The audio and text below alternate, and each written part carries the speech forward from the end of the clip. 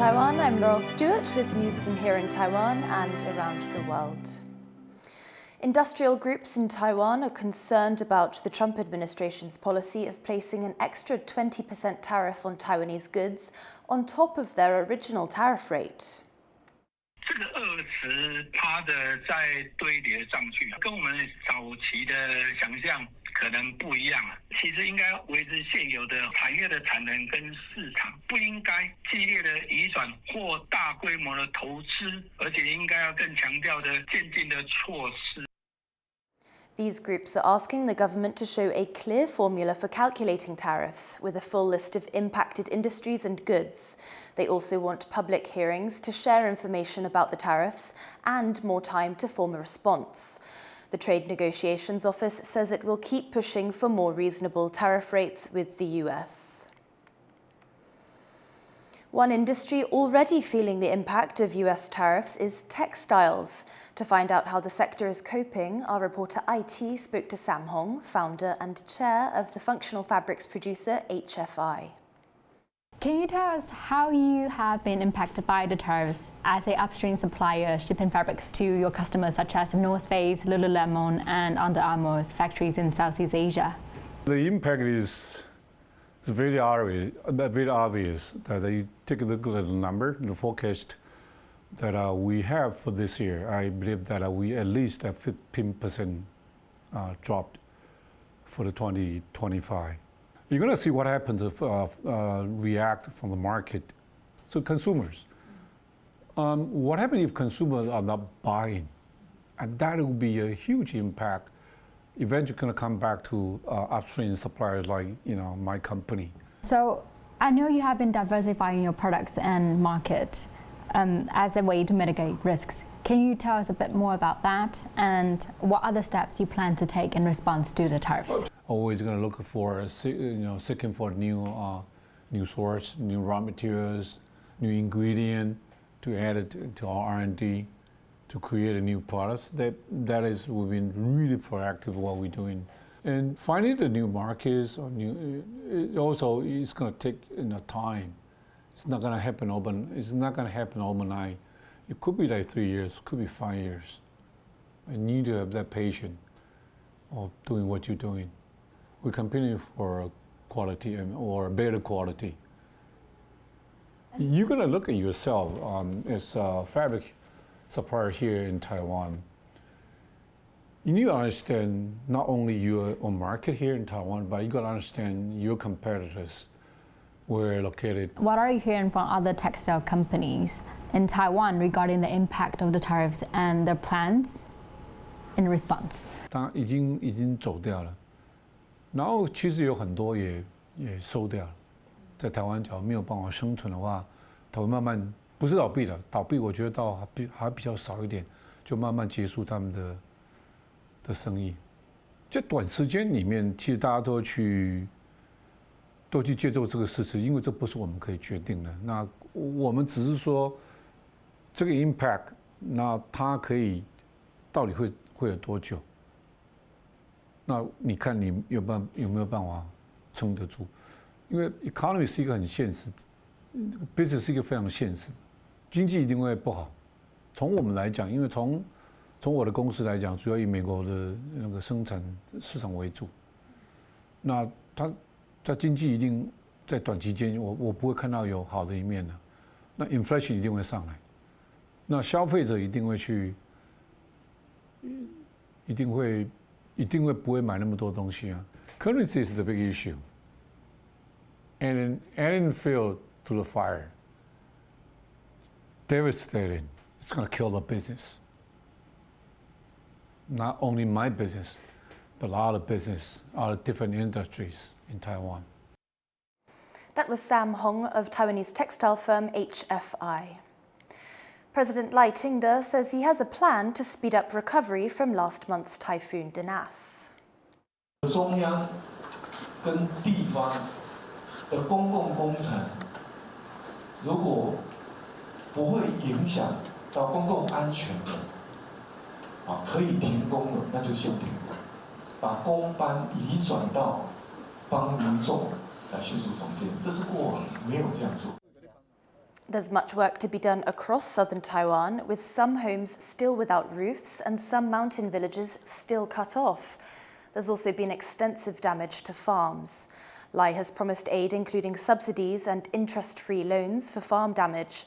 But with Tropical Storm Podol expected to pass Taiwan between Tuesday and Wednesday, more damage could be on the way. As Taiwan approaches a referendum on whether to bring back nuclear power, key questions about the ability of renewable energy sources to replace it are being discussed in a second televised debate. Irene Lin reports. The second televised debate on whether to reactivate one of Taiwan's shut-down nuclear power plants has wrapped up. This time, pro and anti-debaters zoom in on renewable energy sources as an alternative to nuclear energy. In the first round, pro-nuclear debater Kuomintang lawmaker Wang Xiaoling said rising cancer rates in the country are due to air pollution from burning coal, Taiwan's main source of energy. On the anti-nuclear side, Deputy CEO of the Office of Energy and Carbon Reduction, Lin Zilun, brushed off the coal-related questions, saying renewable energy is the government's priority. 真正的能源安全来自于系统设计上的多元、分散与在地。当我们导入更多分散式的太阳能、风力、地热、生质能、小水力、海洋能等在地资源，结合智慧电网与储能设备，我们的能源系统不但更灵活，还更能应对突发的冲击。 But the pro-nuclear side came back, saying it's unlikely the economy can handle the high cost of renewable sources, on top of the state-run Taiwan Power Company's existing deficits. 我们发展再生能源，电费能够不涨。 我们可以不用去贴补台电的亏损，那我想大家可能也还可以接受。但是事实上，就是再生能源它本身就是一个昂贵的项目，而且呢，它的发电效率以及它的成本结构其实是远不如核电的。And questions about the country's nuclear waste management were also raised. Lin says it's a burden future generations and people living next to the nuclear plants will have to carry. 为了这个世代的繁荣，我们将核废料的处理成本、风险和责任 转嫁给下一代。特别吊诡的是，透过本次核三厂的公投，要决定将核安的最直接风险交由屏东人来承担。This concern again dismissed, with Wang saying there's now technology available to reduce the risk of nuclear waste. 核废料处理的技术日新月异，先进的核废料技术其实已经可以把整个核废料的体积减少，那么它的毒性降低，同时呢也可以再提高它的这个安全这个长期的安全存量啊。其实恒春的居民已经与核三厂和平共处了40年，到现在为止，其实我们去做这个民意调查，当地的居民大概7、8成以上都是支持核三延役的。As in the first debate, they also touched on the risks earthquakes pose in potentially causing a nuclear disaster, an issue likely to be brought up again in the next debates. 3 more debates, including civic groups and lawmakers, will take place this week. With the referendum coming up on August 23rd, people here in Taiwan are tuning in to stay informed before they cast their ballots.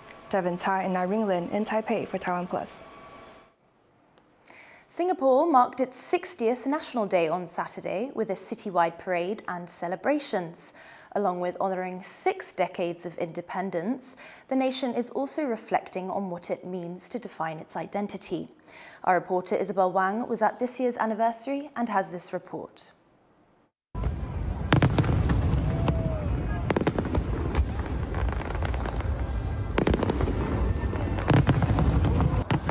Singapore celebrates 6 decades of independence with National Day festivities featuring flyovers and fireworks.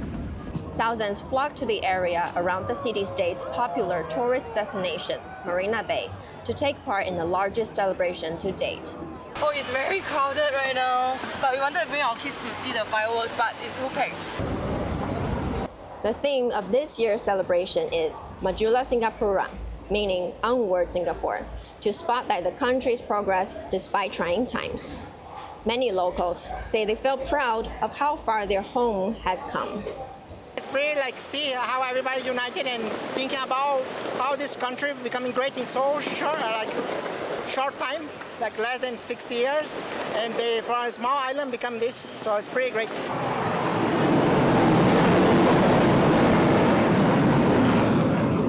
But while the excitement and joy at this event were palpable, it comes at a time of great challenges for Singapore. TaiwanPlus also asked people about some of the political tensions facing the city-state, and even its connections to Taiwan or China. But people here prefer to shy away from such topics. That could be due to Singapore's focus on stability, a value reflected in its geopolitical balancing act between China and the US, and sensitivity over the topic of Taiwan. Despite global headwinds, Singapore's national days serve as a way for the people to take a step back from the pressure for a moment and reflect on what has been built and what remains to be achieved.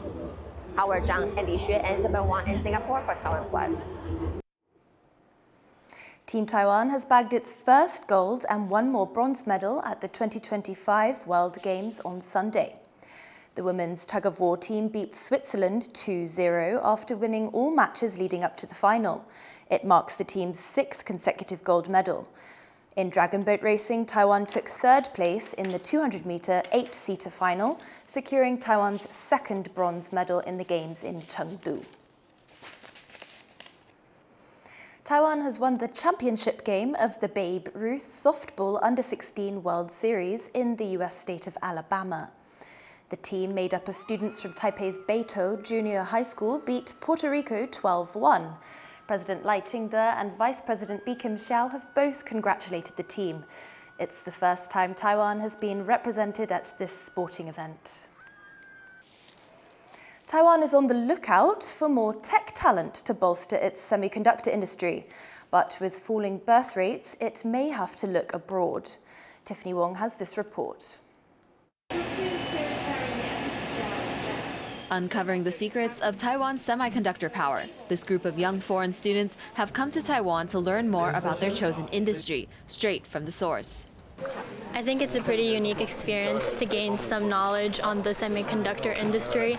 And being Taiwanese, I think it's pretty important to have that knowledge because semiconductor is such a huge part in the Taiwanese economy. Good morning and welcome.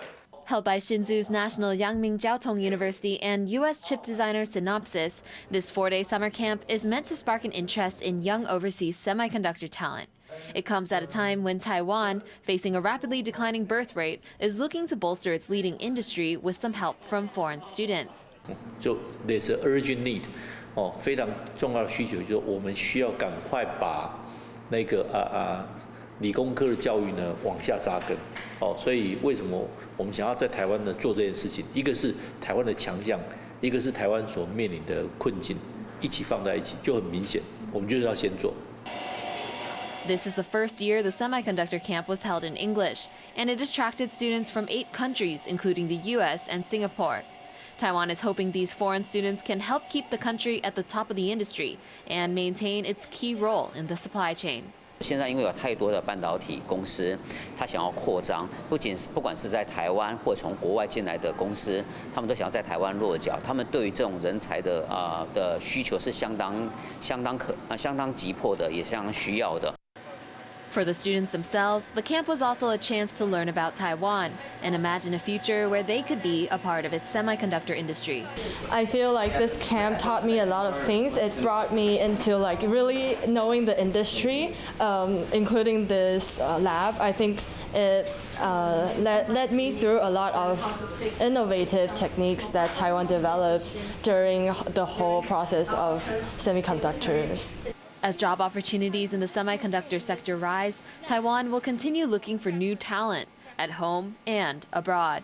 Chris Ma and Tiffany Wong for TaiwanPlus. Thank you for watching What's Up Taiwan. You can visit the TaiwanPlus website or follow our social media for more stories from Taiwan and around the world. Finally, let's head to the UK, where dozens of hot air balloons are flying high at the Bristol International Balloon Fiesta. I'm Laurel Stewart. Take care and see you next time.